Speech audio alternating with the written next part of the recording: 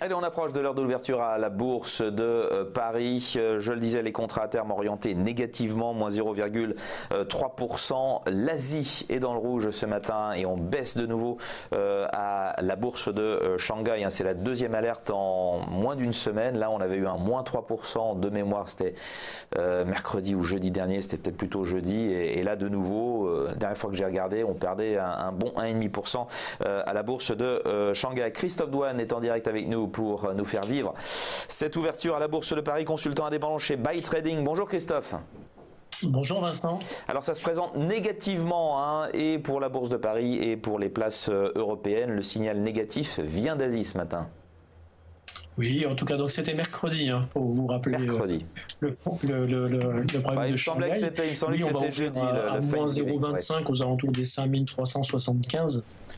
La semaine dernière, on avait parlé d'une zone importante pour le CAC qui était 5390 qu'il fallait absolument garder en clôture en fin de semaine pour pouvoir éventuellement repartir à la hausse. Et vous voyez qu'on a clôturé vendredi à 5390. Et là, on ouvre en dessous à nouveau. Donc j'ai envie de dire, presque tout est à refaire cette semaine pour pouvoir regagner des plus hauts.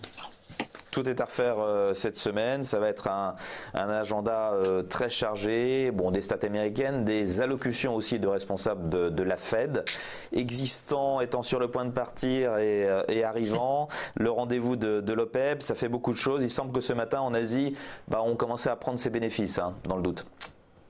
Oui, tout à fait. On rappelle qu'on est toujours très haut perché un peu sur toutes les bourses mondiales avec les États-Unis en premier lieu.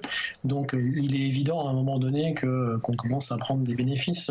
Après les éléments déclenchants des prises de bénéfices, là aujourd'hui il y en a pas non plus énormément. Il n'y a pas de news qui a été génératrice de prise de bénéfices. Bon, peut-être qu'à un moment donné, ça va se faire. C'est vrai que vous avez rappelé que cette semaine, on va avoir beaucoup de news, beaucoup de chiffres, beaucoup de rendez-vous avec des dirigeants de banque centrale. Donc, c'est des éléments qui en plus se passent toute la semaine, donc c'est des éléments qui vont certainement apporter pas mal de volatilité sur les marchés, que ce soit les indices ou les devises en effet.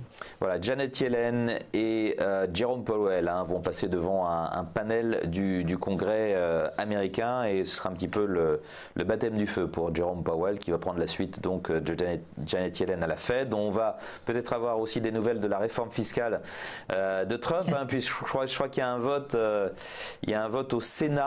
Le même jour d'ailleurs que la réunion de l'OPEP. Oui, c'est mercredi, je crois, me semble-t-il. Alors ce sera jeudi alors. Alors peut-être que le Sénat c'est mercredi, mais en tout cas l'OPEP c'est le 30, donc jeudi. L'événement le plus significatif selon vous, ou plutôt le rendez-vous le plus important? Je sais pas. En tout cas, ça sera certainement l'OPEP pour les matières premières et notamment donc le pétrole. Ça, il n'y a aucun doute. Après, concernant, je sais pas s'il y aura vraiment de volatilité par rapport à nos amis de la Fed. Quoi qu'il en soit, j'ai pu remarquer la semaine dernière un niveau du dollar index qui pourrait nous indiquer quelques voies. On a un dollar index qui est venu sur un support relativement important, c'est le support des 92,60 qui a déjà été testé une première fois le 13 octobre. C'est un point de pivot important pour le dollar index et pour la tenue du dollar et donc in fine de l'euro-dollar en suivant et de l'implication que l'euro-dollar pourrait avoir chez des opérateurs de marché côté indice européen. D'accord. Pendant que vous nous parliez, l'ouverture à la Bourse de Paris, moins 0,25%, 5377, qui vient après la petite progression de 0,2. Vendredi, la semaine dernière a été positive pour les valeurs françaises. Je crois qu'on a gagné pratiquement... Ouais, voilà, autour de 1%. Alors, est-ce qu'on a les plus fortes hausses, les plus fortes baisses pendant qu'on y est? Les plus fortes hausses dans ce marché à la baisse. Vinci, plus 0,2, Valeo, plus 0,13, Veolia Environnement qui ne fait pas grand-chose. Les valeurs qui pèsent le plus sur l'indice, tiens, c'est Vivendi. Alors, il faudra voir s'il y a un changement de recommandation parce que j'ai pas vu de news concernant Vivendi, moins 1,27. On a ST Micro qui perd 1%. Technip FMC, moins 0,4. On se replie aussi du côté du luxe avec Kering qui perd 0,6, LVMH 0,6. Donc semaine chargée, on le disait, mais pas sur le plan corporate. Je crois qu'on a rien de spécial sur le plan corporate. On va avoir de l'inflation aussi, des chiffres de l'inflation importants aussi bien aux États-Unis, c'est l'indice PCE, je crois, qu'en zone euro. Le PCE, ça c'est ce qui est regardé de très près par la Fed. Oui, tout à fait. Tout ce qui concerne l'inflation est très regardé par les banquiers centraux, que ce soit en Europe ou aux États-Unis. C'est vraiment l'indicateur maître en matière de décision de politique monétaire.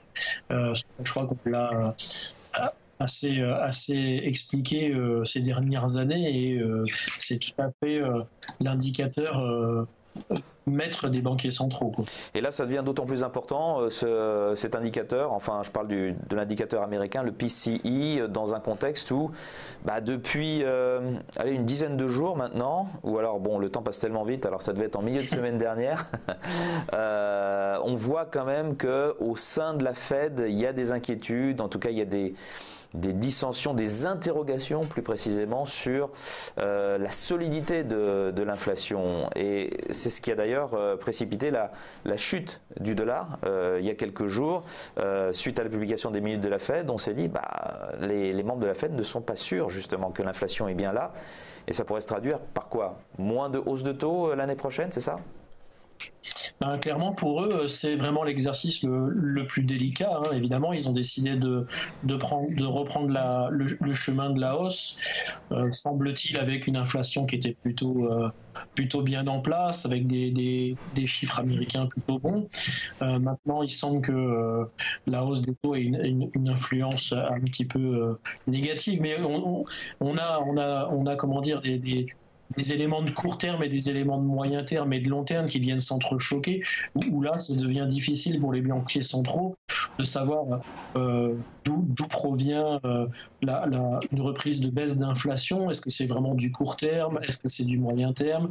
Et donc, la difficulté, et certainement la raison pour laquelle il y a des distensions au niveau de la Fed, c'est savoir justement si on réduit le calendrier concernant la hausse des taux, c'est vraiment le plus dur, je dirais, pour les banquiers centraux. Et comme c'est une semaine importante aussi pour l'économie américaine, on aura une nouvelle estimation du PIB au troisième trimestre. Le premier chiffre avait surpris tout le monde dans le bon sens du terme avec 3%. Et là, on parle même d'une révision à la hausse à 3,2%. Bon, on a fait à peu près le tour des grands rendez-vous, de ce qu'il faudra surveiller cette semaine. Tiens, un petit mot du Bitcoin. Qu'est-ce que ça vous inspire, ce Bitcoin à toujours rien. $? Mais c'est pas possible. On pense forcément quelque chose du Bitcoin. Oui, on pense que c'est complètement une monnaie ultra spéculative et comme je vous avais dit, il suffit de voir les différents intervenants qu'on voit et puis les publicités qui sont faites aux particuliers. C'est tout à fait l'élément qui démontre que c'est une monnaie ultra spéculative et qu'il est surtout important d'y rester à l'écart. C'est mon avis, ça ne reste que mon avis.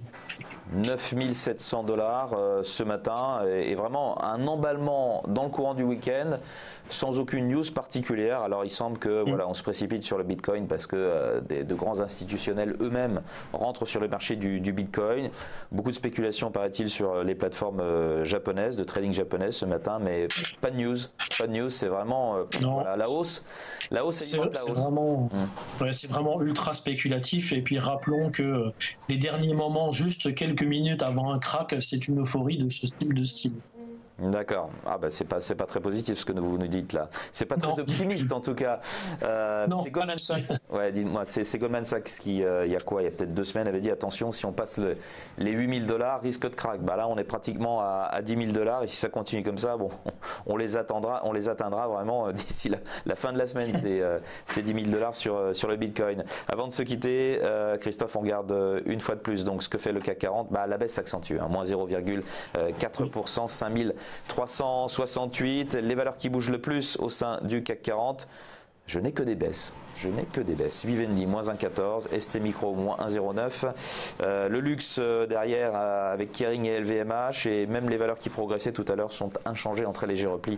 Moins 0,03 pour Valeo, moins 0,05 pour Vinci. Merci Christophe d'avoir été avec nous ce matin. Christophe Douane pour commencer cette semaine consultant indépendant chez Buy Trading.